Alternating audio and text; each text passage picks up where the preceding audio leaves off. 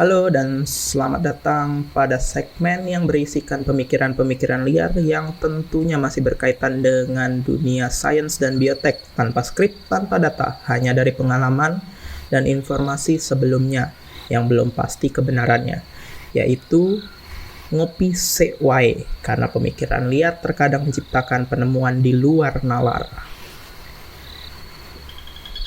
Pada episode kali ini saya ingin men-sharing tentang pemikiran saya mengenai bentuk kehidupan di luar planet bumi,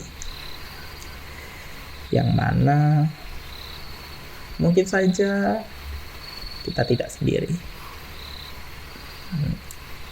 Faktanya ada mungkin miliaran, bahkan ratusan miliaran, ya tidak terhitung jumlahnya, benda angkasa di luar sana, di luar tata surya kita, bahkan di luar bumi, yang mungkin saja mengandung bentuk kehidupan lain di sana. Banyak penelitian dan ekspedisi dilakukan khusus untuk mencari dan menemukan bentuk kehidupan asing ini di luar bumi.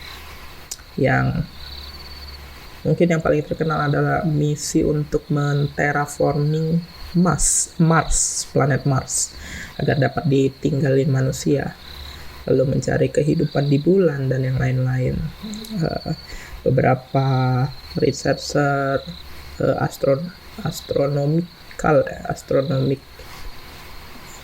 peneliti astronomi itu menemukan, mencari kandidat benda angkasa mirip planet bumi yang disinyalir mengandung bentuk kehidupan. Tapi sampai sekarang belum ada yang bisa berhasil membuktikan penemuan-penemuan itu.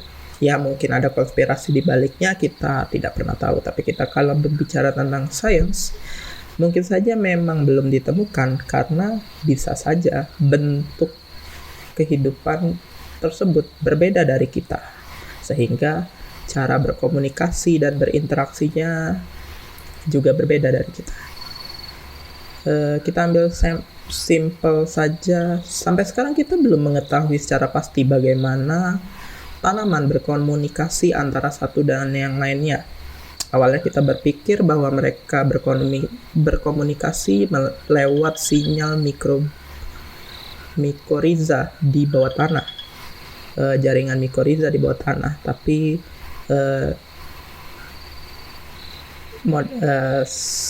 belakangan ini diketahui itu belum terbukti 100% benar. Nah,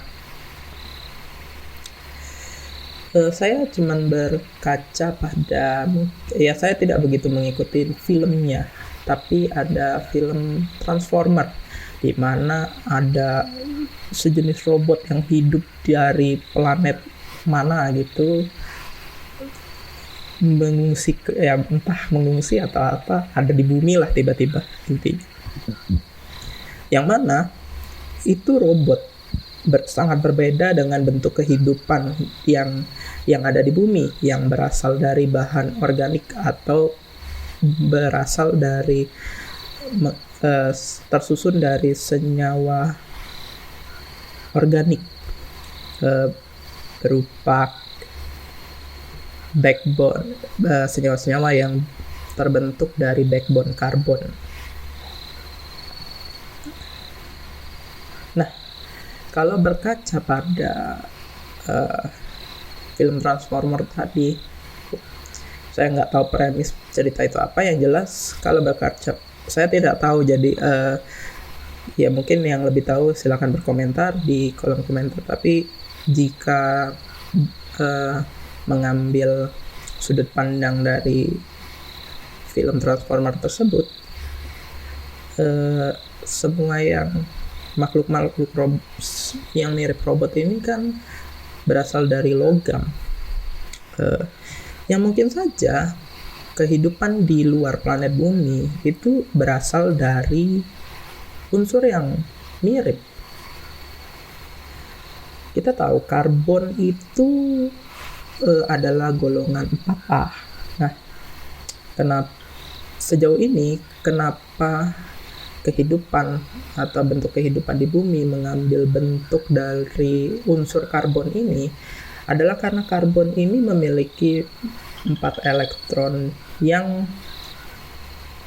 harus berikatan satu dan yang lain untuk mencapai kesetimbangan, yaitu untuk mencapai kesetimbangan. Jadi dia paling bisa membentuk banyak struktur, sehingga sangat memungkinkan untuk membentuk bentuk kehidupan yang kompleks, struktur fungsional yang bisa mendukung kehidupan kompleks, kehidupan organik. Nah, tapi kalau kita lihat dari sisi itu, sebenarnya golongan 4A itu tidak hanya karbon, ada silikon di situ, ada germanium di situ, ada SN tuh timah di situ, timbal di situ. Saya kurang hafal golongan 4A. Kayaknya ada satu lagi tapi saya lupa. Nah, di situ ada silikon dan timah. Itu sangat umum kan dalam sesuatu yang bahan yang untuk menyusun robot. Jangan-jangan kehidupan di luar sana ya mungkin mirip seperti yang ada di film Transformer. Tapi ada kemungkinan lain juga bahwa ya memang cuma karbon, karena pada dasarnya kita juga menemukan sampel struktur mirip DNA, struktur mirip mikroorganisme di benda-benda asing seperti meteorit, di sampel batuan yang diambil dari Mars atau apa gitu. Kita menemukan struktur mirip DNA, struktur mirip RNA, struktur mirip sel, struktur mirip protein yang mengindikasikan mungkin kehidupan di luar planet bumi juga terbentuk dari karbon. Sebenarnya saya punya pengalaman yang cukup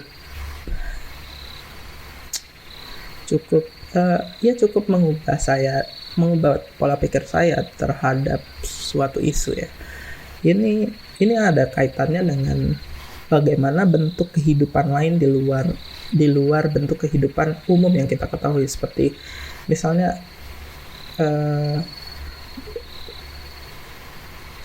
bagaimana kalau ada nggak organisme non karbon, non organik gitu, jadi kayak organisme silikon atau organisme timbal. Nah, ini ada cerita pada saat saya kuliah dulu.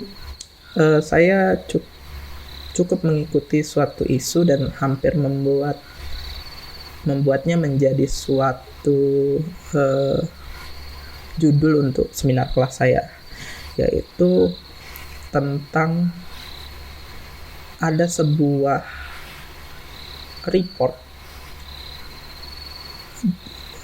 publikasi di Science, di jurnal Science pada tahun 2010 itu tentang penemuan bakteri yang diduga itu memiliki arsenic backbone DNA atau DNA yang memiliki tulang belakang arsenik. Seperti yang kita tahu, DNA itu terbentuk dari rangkaian backbone fosfat. Normalnya. Nah, di publikasi ini dia mempublikasikan bahwa ada bakteri GFAJ1.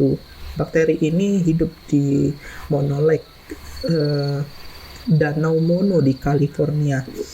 Nah, dia mengungkapkan bahwa bakteri ini memiliki arsenic backbone DNA, yang mana arsenik itu sama-sama senyawa unsur golongan 5A, sama seperti fosfat, yang secara teoritis mungkin bisa menggantikan fosfat. Secara fisiologis pun arsenik itu kalau ada di dalam peredaran darah atau dalam mengkontaminasi ke biosfer, masuk ke sistem organ gitu, dia akan menginterup si fosfat. Jadi ya bisa saling berkompetisi. Jadi ada kemungkinan ada bentuk DNA lain yang terbentuk dari arsenik. Nah, inilah yang awalnya membuat saya tertarik. Tapi ketika ini diuji ulang, ya itu entah tahun 14 atau 15 ya, pokoknya beberapa tahun kemudian.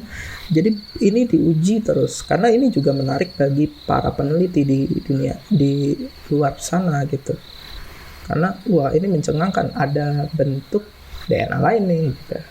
Jadi ada kemungkinan struktur kehidupan di luar planet bumi itu nggak seperti yang kita kira gitu.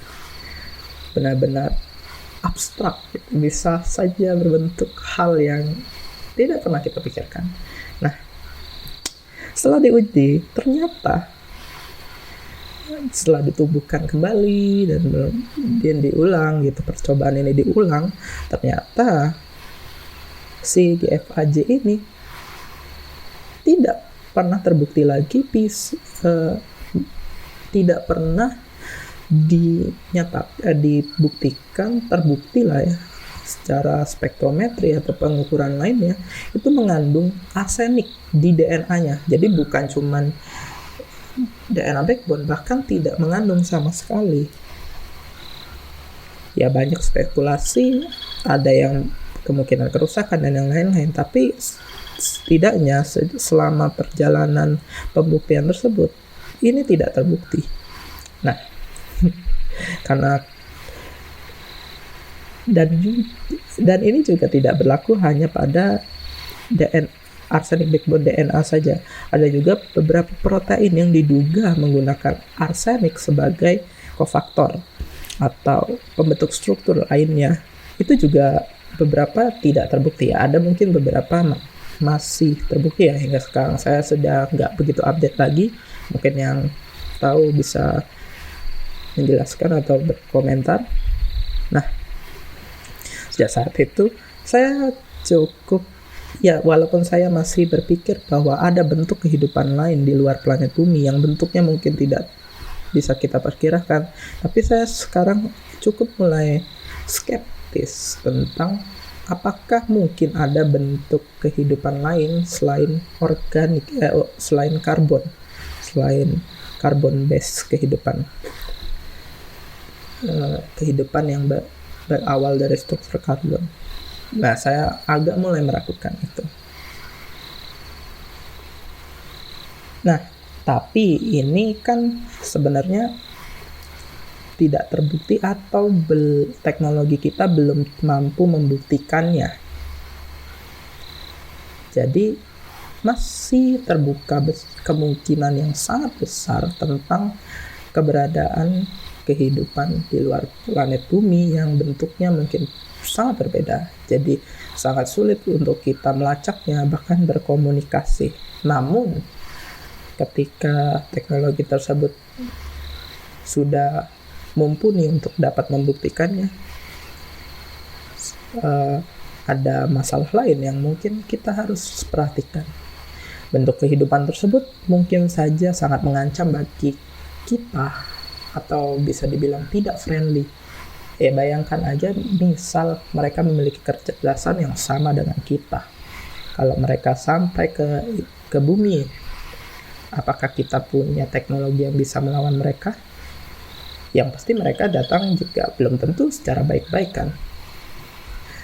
Kita bisa lihat sejarah kita tentang kolonialisasi. Ya mungkin saja kita akan dikolonialisasi oleh alien.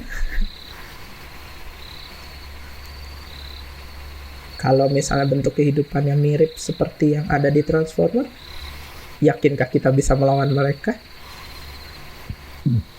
Atau misal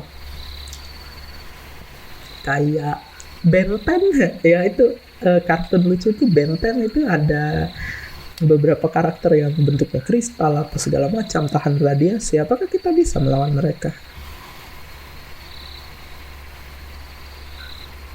Jadi ya mungkin bentuk kehidupan di luar planet bumi itu ada. Kita tidak sendirian di sini, peluangnya sangat besar. Ada tak terhitung jumlahnya benda angkasa di luar planet bumi. Tapi apa yang bisa kita dapatkan setelah bertemu atau melakukan kontak dengan mereka itu menjadi sebuah hal yang patut kita takutkan, karena ya mungkin mereka tidak se-friendly yang kita ini kan. Atau mungkin kalau misal nih mereka masih primitif pun, yang ku maksud bukan hubah-hubah ya, bukan orang purba, tapi bentuk kehidupannya masih sangat primitif seperti misalnya virus, bakteri. Jika mereka sampai ke bumi, mungkin itu akan menjadi pandemi dan mungkin itu bakal menjadi akhir bagi manusia. Ya akan meriset lagi bumi, bentuk kehidupan baru yang lainnya muncul selain manusia. Tapi itu cukup menakutkan. Ya, mungkin itu saja hasil pemikiran liar saya pada episode Ngopi Sewai kali ini. Jika ingin berdiskusi, silakan ke kolom komentar, ramaikan. Ya, terima kasih. Semoga bisa meramaikan channel ini dengan sangat oke, supaya kita bisa tumbuh dan menjadi sebuah media untuk mengabarkan, memberi informasi tentang dunia sains yang sangat dalam kepada masyarakat, kepada orang, kepada semua. Saya Punta, sampai jumpa di Ngopi Sewai episode berikutnya. Bye-bye.